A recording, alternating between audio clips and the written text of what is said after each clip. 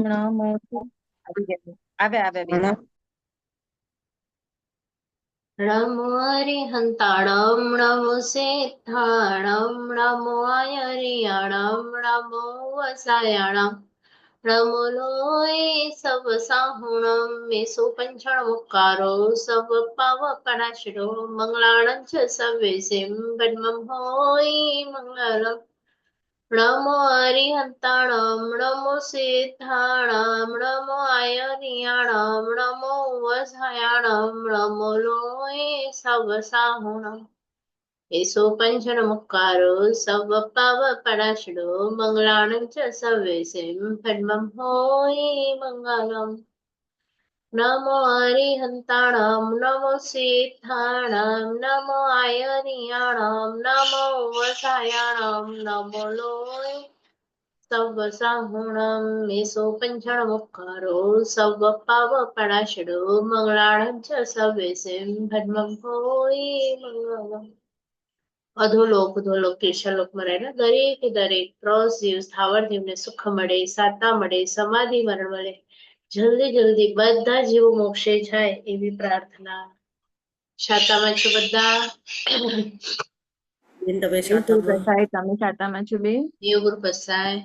ચલો વર્ગની શરૂઆત કરીશું નવ તત્વ દ્વારા. લાસ્ટ ટાઈમ નું થોડુંક રિવિઝન કરી લઈએ. નવ તત્વમાં પહેલી ગાથામાં આપણને 9 તત્વના નામ આપ્યા છે જે આપણે ભણવાના છીએ. અને તત્વ એટલે શું એની ડેફિનેશન પણ આપણે લાસ્ટ ટાઈમ લીધી હતી. હજી થોડું ડિટેલમાં જવું હોય કે તત્વ એટલે શું, તો એનું પણ હજી આપણે થોડું એકાદ લાઈનમાં લઈએ કે આમાં જેમ આપણે તત્વો જોવાના છીએ તો તમને ખ્યાલ હોય તો જ્યારે પ્રભુને કેવળ જ્ઞાન થયું અને પહેલી દેશના આપે કોઈ પણ પ્રભુ, ત્યારે ત્યાં હાજર રહેલા ગણધર ભગવંતોને શંકા થાય કે પ્રભુ તત્વ શું છે, તો એ લોકો પણ એ જ સવાલ પૂછે. ભયવમ એટલે હાથ જોડે અને ભગવાન તત્વ શું છે, ભયવમ કિમ તત્તમ, એ લોકોનો પણ પહેલો સવાલ એ જ હોય કે તત્વ શું છે અમને સમજાવો. પણ પ્રભુ ત્યાં 4 શબ્દમાં જવાબ આપે એનાથી પહેલા એ લોકો એટલા જ્ઞાની હોય, ગણધર ભગવંતો પણ જ્ઞાન એ વખતનું તો ભણેલા જ હોય, પણ એમને ખબર છે 8 કર્મગ્રંથની પણ થોડીક નોલેજ હોય, એટલે એ પણ ખબર હોય કે મારે કંઈક પ્રભુને પૂછવું છે અને પ્રભુ કંઈક કહેશે તો મારી પાત્રતા જોઈએ કે પ્રભુ મને જે પણ કહે તે મને સમજાય. તો એ પાત્રતા કેવી રીતે હું ખીલવું, તો પ્રભુનો વિનય કરીને ખીલવું.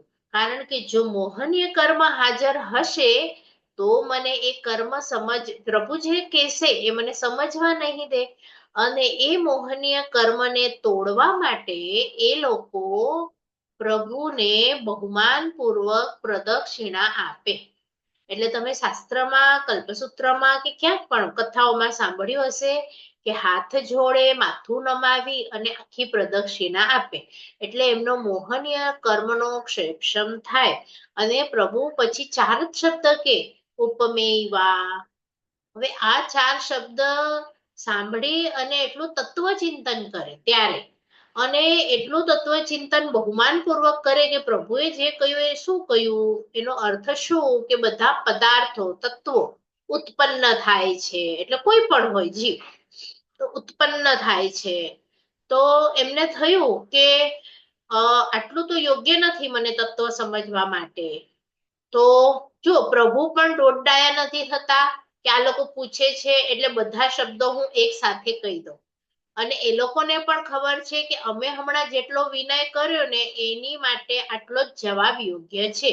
હજી જો મારે પૂછવું છે તો ફરીથી બીજી વખત પ્રદક્ષિણા આપશે, હાથ જોડશે, માથું નમાવશે અને પ્રદક્ષિણા આપી અને પછી પાછું પૂછશે, પ્રભુ ભયવમ કિમ તત્તમ, એટલે ફરીથી પ્રભુ જવાબ આપે વિગમેયવા. હવે આટલો જ જવાબ આપ્યો, ફરીથી ચિંતન મનન કરે આટલા જવાબનો, ફરીથી હજી આ અધૂરું લાગે છે, ત્રીજી વખત આ જ પ્રક્રિયા, અને પછી ત્રીજી વખત પૂછતા પ્રભુ કહે છે તું વેયવા. એટલે કે બધા પદાર્થો ઉત્પન્ન થાય છે, વિનાશ પામે છે, એ જ વખતે એ સ્થિર પણ હોય છે. તો આને આપણે એમ નથી સમજવાનું કે ઉત્પન્ન હું થઈ અને હું પછી નાશ પામીશ અને પછી સ્થિર થઈશ, એવું નથી.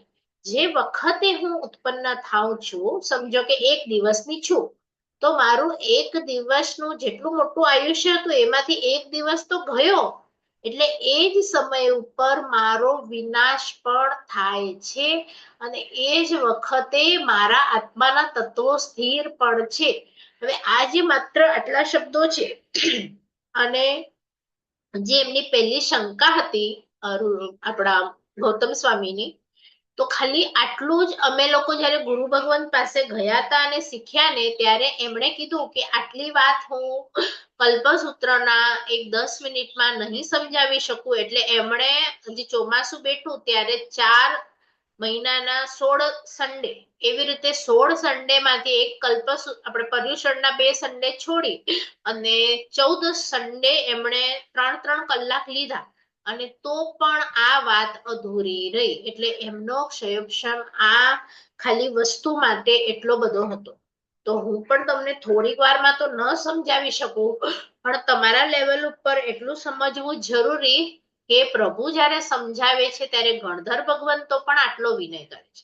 એટલે તમે જોયું હશે કે હું પણ 5 મિનિટ મોડી જોઈન્ટ થાઉં કે તમારો અવિનય ન થાય, કોઈ પાછળથી જોઈન્ટ થાય, તો આ નવ તત્વ માટે અવિનયની વસ્તુ થઈ જાય. તો તમને પણ ઘણી વખત સમજ ન પડે, તમારા એવા સંયોગો થઈ જાય કે તમને ન સમજાય. એટલે આપણે ખૂબ કાળજી રાખીએ છીએ, મોહને તોડીને કોશિશ કરીએ છીએ ભણવાની, પણ પ્રભુ કહે છે કે આ બીજા લોકો બેઠા હતા ને એમને માત્ર એમની લાયકાત મુજબનું સમજાયું, પણ આમની અંદર ઈ 2 ઘડીની અંદર એમણે 14 પૂર્વનું સર્જન કર્યું. 14 શબ્દમાંથી 14 પૂર્વનું સર્જન. હવે લાખો દેવતા હાજર હોય, આટલા શ્રાવક શ્રાવિકા હાજર હોય, પણ એમને ન સમજાયું. એટલે ગુરુ ભગવાન તો એક જ લાઈન આપે ને બધા માટે સેમ જ આપે, કે દેશના આપે તો પણ સેમ જ આપે, પણ સમજનાર હોય એને પોતાની પાત્રતા પ્રગટ કરવી પડે. જો તમારી અંદર પાત્રતા હોય તો એક નોર્મલ સાધુ ભગવંત આપને મળે અને તો પણ તમને કેવળ જ્ઞાન થઈ જાય.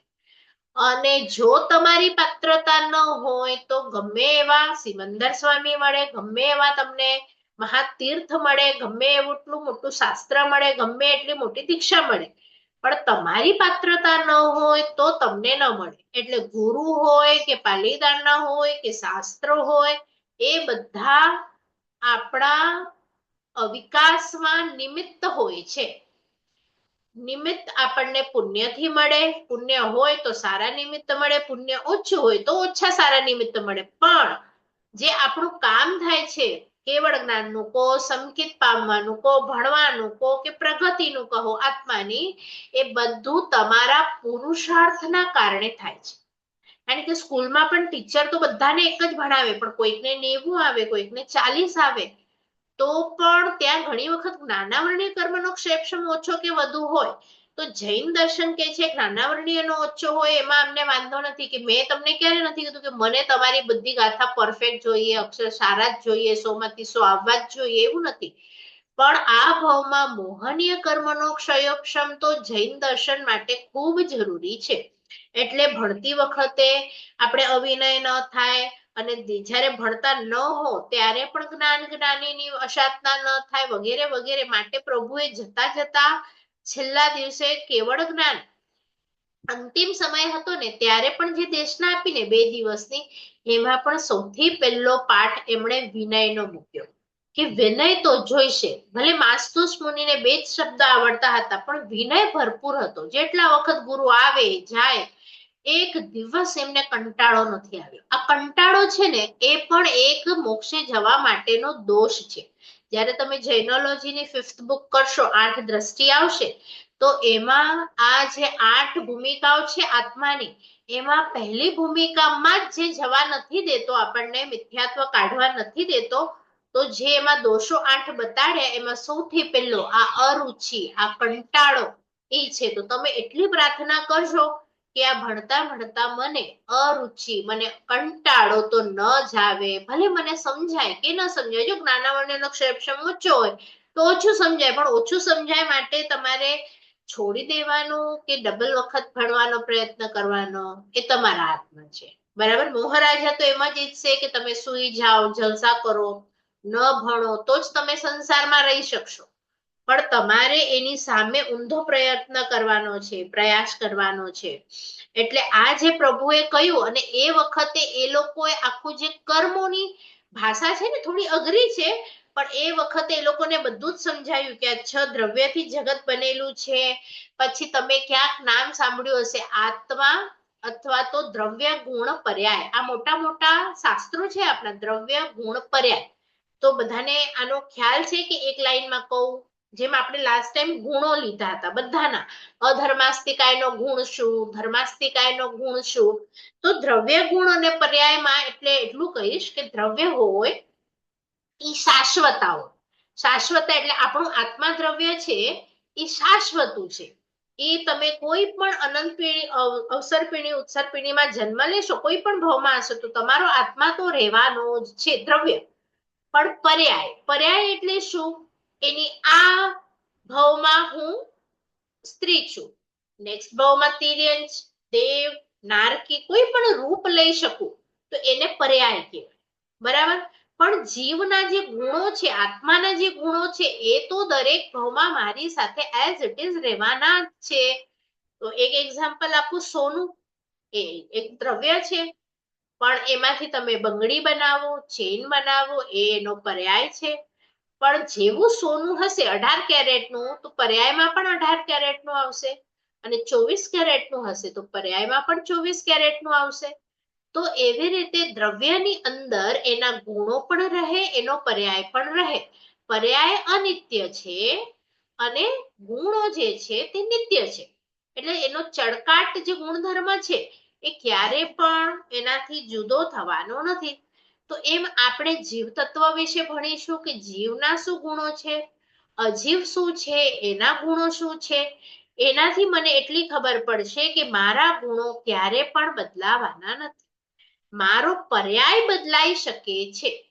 અને જૈન દર્શન એટલું કહે છે કે જો જીવ આપણે આપણા ગુણ ઉપર, આપણા દ્રવ્ય ઉપર આપણે નજર કરીએ તો તમને ક્યારે પણ દુખી થવાનો વારો ના આવે.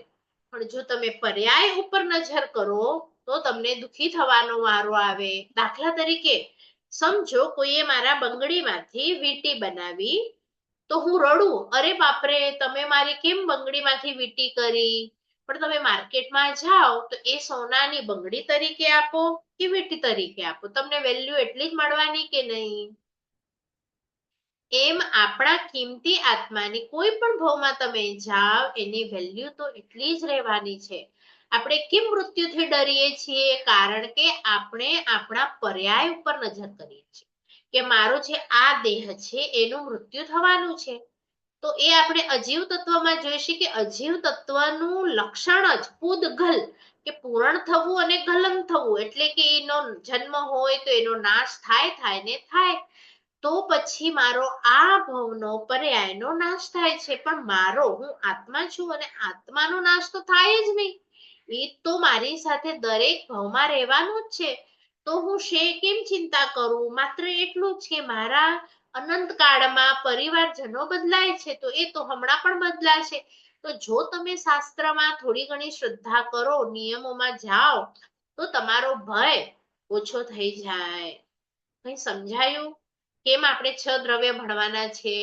આપણો ભય, આપણી ચિંતા એ ઓછી થઈ જાય એની માટે, નહીં કે આપણને અઘરું લાગે. તમારે રોજે ચિંતન કરવાનું, યસ આઈ એમ જીવ તત્વ, જીવ તત્વ. અને જીવ તત્વ હંમેશા શાશ્વતું છે. અને આ જે શરીર છે, હવે આપણે અજીવ તત્વ ભણીશું, તો ઈ અજીવ તત્વ એ નાશવંત છે, અને ગમે એટલું કરો કોઈ પણ જીવ અમર નથી રહ્યું, અને એનો વિનાશ છે અને છે જ. તો આવી રીતે આપણે આપણા સ્વભાવમાં રહીએ, જે આપણે અશુદ્ધ બનવા તરફ જઈએ, પવિત્ર બનવા તરફ જઈએ, આપણો આત્મા ઓરિજિનલ ફોર્મમાં આવી જાય, એની ઉપર જે કશાયના આવરણો છે એ તૂટી જાય અને આપણે સિદ્ધ બની જાય. તો એ લોકો બન્યા તો આપણામાં પણ તાકાત છે બની શકવાની, આપણને ખાલી રસ્તો નથી ખબર. તો એ આ 9 તત્વ આપણને રસ્તો બતાડશે. માટે આપણે છદ્મસ્થ કહેવાય. છદ્મ એટલે ઢાંકેલું. તો જ્યાં સુધી કેવળ જ્ઞાન પ્રગટ ન થાય ત્યાં સુધીના બધા જીવોને છદ્મસ્થ કહેવાય. પછી આપણે છદ્મસ્થ થી આપણને કેવળ જ્ઞાન તરફ જવું છે. તો એનો રસ્તો શું છે? તો એ જ 9 તત્વમાં આપણે ભણીશું. તો આમાં હમણાં સુધી મેં જે કીધું એમાં કઈ ન સમજાયું હોય, પૂછવું હોય તો તમે પૂછી શકો છો. કઈ તમને એવી જાણવાની જિજ્ઞાસા, કઈ એવું તમને ચિંતન મનન, કઈ ન સમજાયું? અઘરો વિષય છે પણ ધીરે ધીરે સમજવાની ટ્રાય કરવાની. જેવી રીતે મેં કીધું ને, સ્કૂલમાં ટીચર શીખડાવે, બધા કપ હોય, કપમાં એ પાણી નાખે ને તો કોઈકમાં આટલું જાય ને કોઈકમાં આટલું જાય. કેમ? કારણ કે કોઈ કપ તો પાછો ઊંધો બી પડ્યો હોય. તો હવે જ્યારે ટીચર પાણી નાખે ને કપ ઊંધો હોય તો ટીચરની મિસ્ટેક કે કપ સીધો કરવો પડે. અને એમાં આગળથી જ તમે અમુક વસ્તુઓ મૂકી રાખો કપમાં, તો પછી પાણી કેટલું જાય. એટલે તમારે આખું ખાલી થવું પડે કે યસ, શાસ્ત્રમાં જે છે એ મને મંજૂર છે, મેં જે વિચાર્યું છે, મારા જે જૂના વિચારો છે, મને એમ લાગે છે એ બધું તમારે કાઢવું પડે. તો મને હમણાં જે લાગતું હતું કે પૈસા સારા કે સંસાર સારો, તો મારે કાઢવું પડે. તો જે જીનવાણી છે તે આપણી અંદર પ્રવેશ કરી શકે. બરાબર? તો હું હેલ્પ કરીશ તમને દરેક તત્વમાં. આ પહેલું તત્વ આપણે જોયું. એમાં ગાથામાં પહેલામાં 9 તત્વના નામ, બીજી ગાથામાં એમના ભેદ, તો એ પણ હમણાં આપણે લેતા નથી. ત્રીજામાં એમ કીધું કે જીવોના ઘણા પ્રકારે ભાગ પડી શકે. એટલે આપણે ક્યારે પણ બહેસમાં નહીં પડવાનું કે નહીં જીવ તો 563 જ, જીવ તો 14 જ, જીવ તો 5 જ. પ્રભુને દરેક આંકડો મંજૂર છે, એમાં આપણે જવું નથી. બરાબર? એના પછી કે છે કે આ 9 તત્વમાં આપણે 14 પ્રકારના નામ બોલીશું, ખાલી જીવને સમજવા માટે.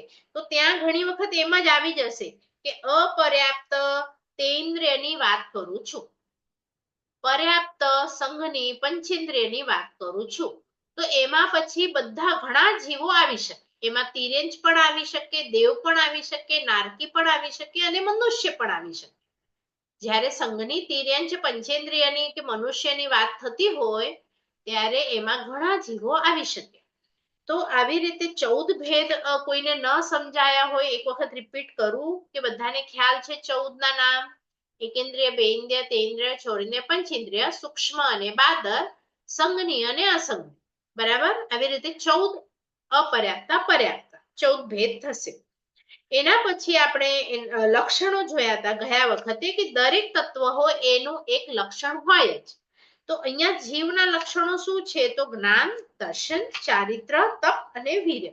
એ જ્ઞાન હવે તમે બીજા કોઈમાં જુઓ, અજીવમાં તો તમને નહીં મળે. દર્શન અજીવમાં ન હોય, તપ એ ન કરે, વીર્ય શક્તિ, આત્માની શક્તિ પણ એની અંદર ન હોય. તો તમને આ 5 માંથી કોઈકમાં હું હજી ઈઝી ડેફિનેશન આપું, કોઈક વસ્તુ સમજાવું કે તમને સમજ પડી. તપ હોય, વીર્ય હોય, ચારિત્ર હોય, જ્ઞાન, દર્શન, કઈ ન સમજાયું હોય તો આપણે એક વખત રિપીટ કરીએ કે સમજાયું બધાને.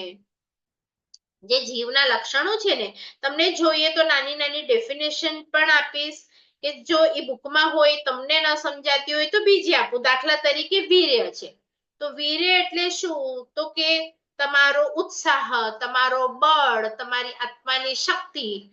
પછી શાસ્ત્રમાં ઘણા બધા આપ્યા છે અને ડિટેલમાં તમે જાઓ તો કરણ વીર્ય આવે, લબ્ધિ વીર્ય આવે. એટલું ડિટેલમાં હમણાં નથી જવું, પણ શબ્દ શા માટે કહી રાખું છું કે આગળ જશો ત્યારે તમને આવું ભણવાનું પણ આવશે. દાખલા તરીકે મારું મન, મારે વિચારવું છે, તો મન, વચન અને કાયાનું જે વીર્ય હોય, એની માટે જે શક્તિ હોય એને કરણ વીર્ય કહેવાય.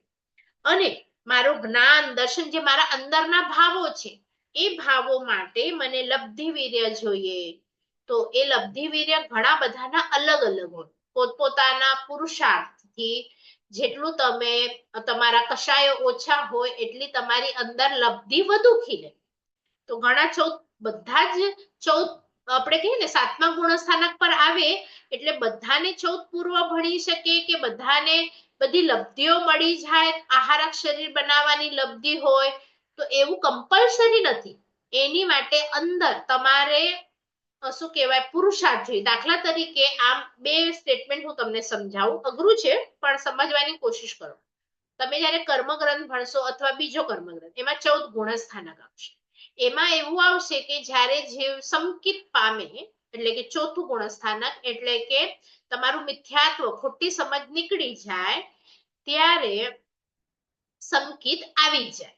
અને સંકિત આવે તો જીવ તીર્થંકર નામ કર્મ બાંધી શકે. પણ ચોથા આવનારા બધા લાખો લોકો આવે, પણ બધા કઈ તીર્થંકર નામ કર્મ નથી બાંધી શકતા. તો શું થયું, કેમ બધા નથી બાંધી શકતા? તો ત્યાં કે છે કે એક એ જેટલાને પણ સંકિત થયું એમાંથી કોઈકને જ એવી ભાવના થાય કે ઘણા લોકો એવા હોય સ્વાર્થી કે મારે મારું જ કરવું છે, હું મારું ભલું કરું, મારે ઘરનાનું શું થાય છે મને નથી. ઘણાને એવું હોય કે મારા ઘરનાનું ભલું કરું, ઘણાને એમ થાય કે મારું ઘરનાનું અને મારા સ્વજનો હોય નજીકના, મારા ગામના હોય, મારા પાર્લાના હોય, એમનું કરું. પણ ઘણા એવા જીવ હોય એમને એવી ભાવ હોય કે નહીં, મારે દરેક જીવ વિચાર ભણ્યા અને દરેકમાં મારા જેવો આત્મા હોય તો હું દરેક આત્માની ચિંતા કરું, એટલે સવી જીવ કરું શાસન રસી. હવે આવી ઉત્કૃષ્ટ ભાવના જો પ્રગટે તો પછી એ તીર્થંકર નામ કર્મ બાંધી શકે. સમજણ પડી? એટલે તમે જેટલું ઉત્કૃષ્ટ જીવ વિચાર ભણ્યા કે મારા જેવા જ આ બધા જીવો છે, મારા ગુણો જેવા જ આ બધા આત્મામાં ગુણો છે, તો મારે ખાલી મને ગરમી થાય છે એટલે હું એસી કરું અને બીજા જીવોનું જે થવાનું હોય થાય, મને ભૂખ લાગી છે એટલે હું મસ્ત બધું, મને જેટલું જોઈએ છે એટલું દુઃખપૂર્વક તમે જો કરો હિંસા અને સુખપૂર્વક કરો તો બંનેમાં કર્મબંધ અલગ અલગ છે. અને આવી જ રીતે જ્યારે શાસ્ત્રમાં લખ્યું કે તમે 7મા ગુણસ્થાનક પર આવો, અપ્રમત અવસ્થા, અને પણ સર્વવીરતિમાં એટલે કે દીક્ષામાં. જો દીક્ષા બે પ્રકારની છે, 6ઠ્ઠા ઉપર દીક્ષામાં પ્રમાદ ભાવ અને 7મા ઉપર હજી જેમ ઉપર ચડે ને તમારી અંદર અપ્રમત અવસ્થા આવે, એટલે કે જરા પણ તમે પ્રમાદ કરો નહીં, કંટાળો કરો નહીં. તો 7મા ઉપર તમને એવી લબ્ધિ મળે કે તમે છે ને એક આહાર ટ્રાન્સપરન્ટ ન દેખાય એવું શરીર બનાવી શકો. સાધુ હોવ ને એની માટે સાધ્વીજી પણ બનાવી શકે નહીં. સાધુ હોય, 7મા ગુણસ્થાનક પર આવે, દીક્ષા લીધી હોય અને સંકિત હોય અને એની અંદર એ પ્રમાદ નીકળી જાય થોડીક વાર માટે, ત્યારે તમને આ લબ્ધિ મળે આહારક શરીર બનાવવાની. પણ બધા જ 7મા ઉપર આવે એ બધા ન બનાવી શકે. તો ત્યાં મુખ્ય કારણ શું છે કે એમાંથી સમજો 100 સાધુ આવ્યા 7મા ગુણસ્થાનક ઉપર, તો એમાંથી કોઈક એક કે બે ને પોતાના ગુરુ ઉપર બહુમાન હોય. હવે એટલું બહુમાન હોય કે ગુરુ કંઈક રોંગ પણ કરે ને તો પણ એમનું બહુમાન જરા પણ ડગે નહીં. એટલે ગુરુ પ્રત્યેનું જે બહુમાન છે એનાથી આ લબ્ધિ મળે. તો હું તમને યોગ્યતા મારે કેમ બનાવવી એની ટ્રેનિંગ આપું છું કે જો ગુરુ સામે હું સંસારી છું, ક્યાંક તમને એવું મળે કે ચલો બેન લગ્નમાં મળ્યા, પાર્ટીમાં મળ્યા, થઈ શકે, પણ તમે તમારી પાત્રતા એવી બનાવો કે તમારું મન એ ગુરુ પ્રત્યેના તત્વ ઉપર, એ કોઈ પણ હોય, હું કે બીજા કોઈ પણ હોય, તો એમનું નેગેટિવ તમને ન દેખાય.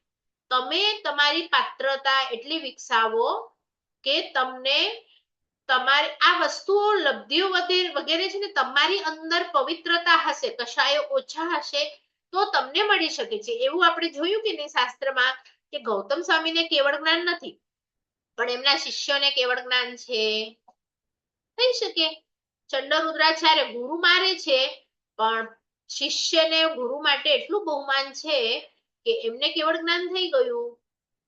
એટલે બધું પોસિબલ છે, પણ કાર્ય આપણે આપણી અંદર કરવાનું છે. બહારની દુનિયા સાથે નાતો તોડી આ લોકો આવા છે, આ લોકો આમ કરે છે માટે હું આમ કરું છું, આ બધું છોડશો તો નવતત્વ થોડું થોડું અંદર જશે. એટલે હવે થાય એટલો બહારનો સંસારને આપણે જો લિમિટેડ કરીએ અથવા જવાનું હોય ત્યાં જવાનું, પણ અલિપ્ત ભાવથી. એટલે કે આપણે જે શીખવા જઈ રહ્યા છે ને એ મોક્ષ તરફનો માર્ગ છે. એટલે ચર્ચ ગેટ તમારે જવું છે અને પછી તમે ઘડી ઘડી વિરાર સાઈડ જશો તો ચર્ચગેટ સાઈડ આવવા માટે તમને પ્રોબ્લેમ થશે.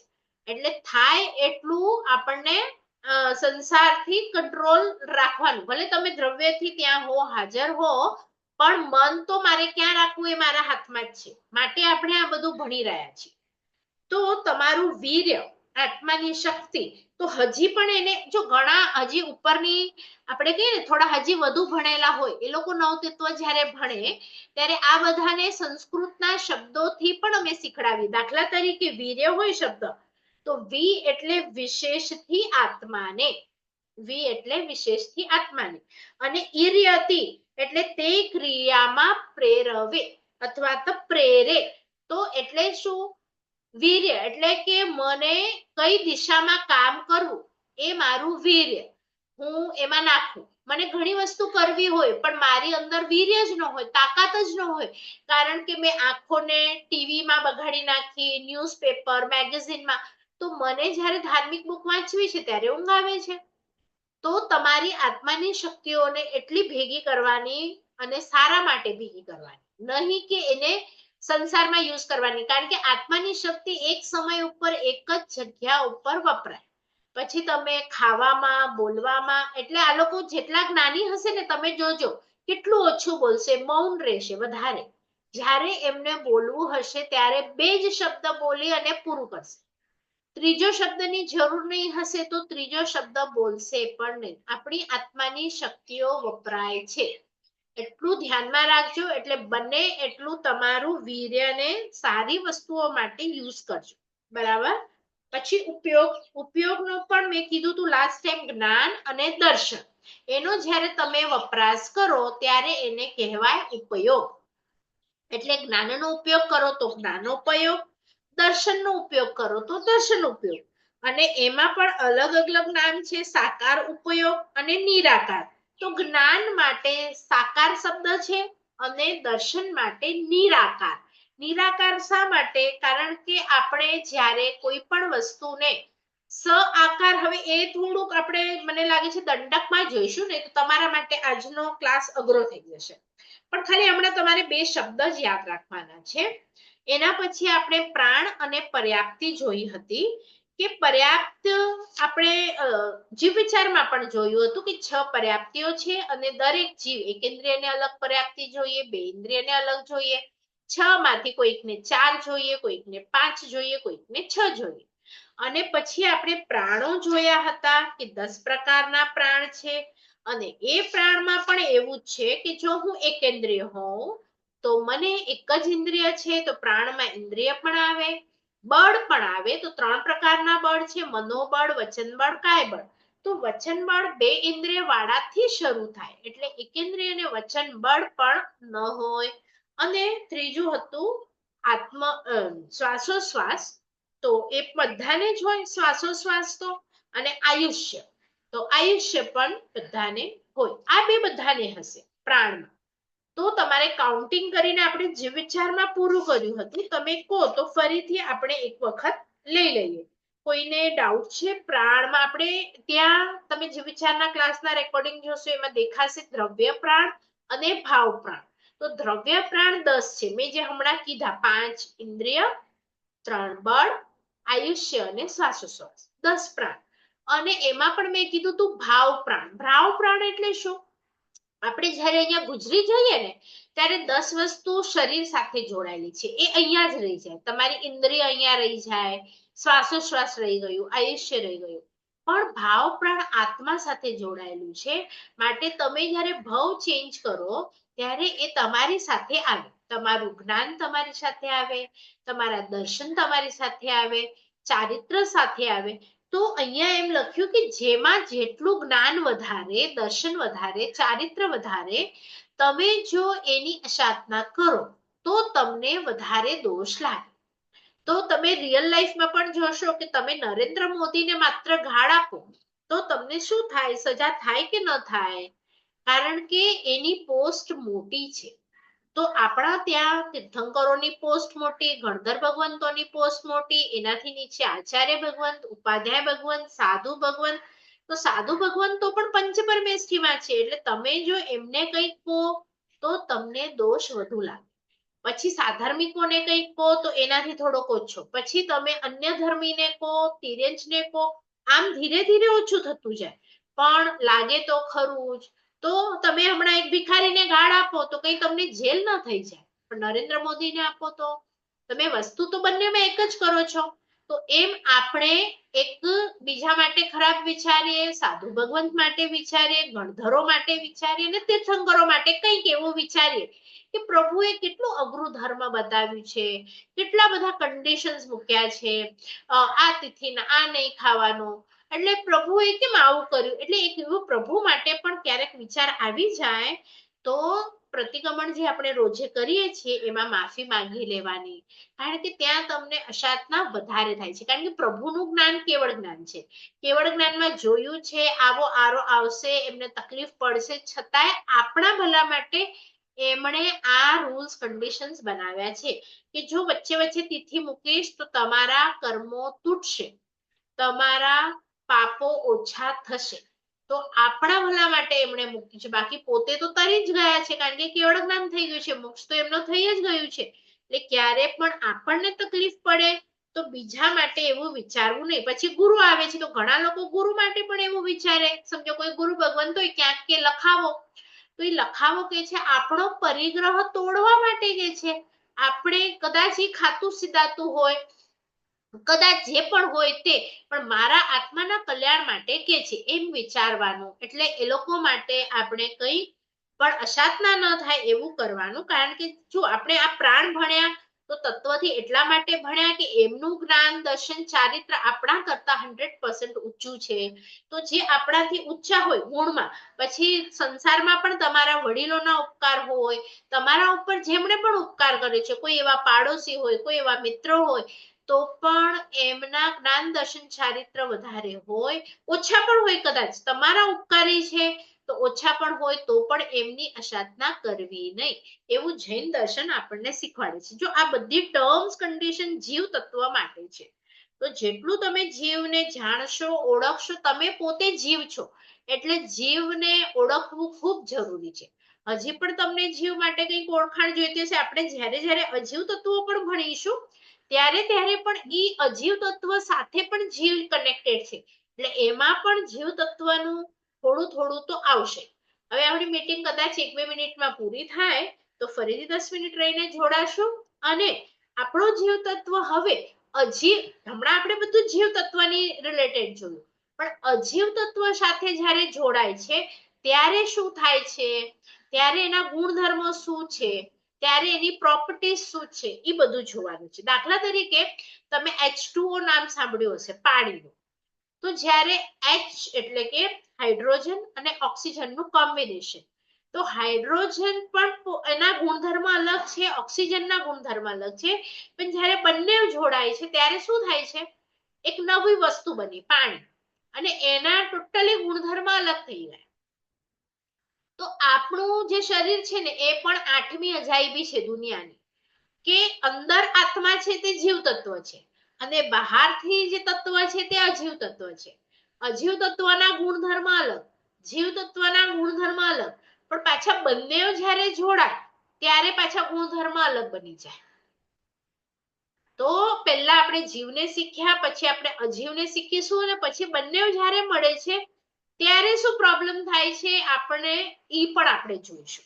એટલે હવેની ગાથા નંબર 8 આવશે અને એમાં અજીવ તત્વની નામ આવશે જે આપણે ગયા ક્લાસમાં જોયા હતા, અને એમના ભેદો કેટલા અને કયા, તો ઈ આપણે કરીશું. હમણાં સુધી કોઈને કંઈ પૂછવું છે આખા ક્લાસમાં?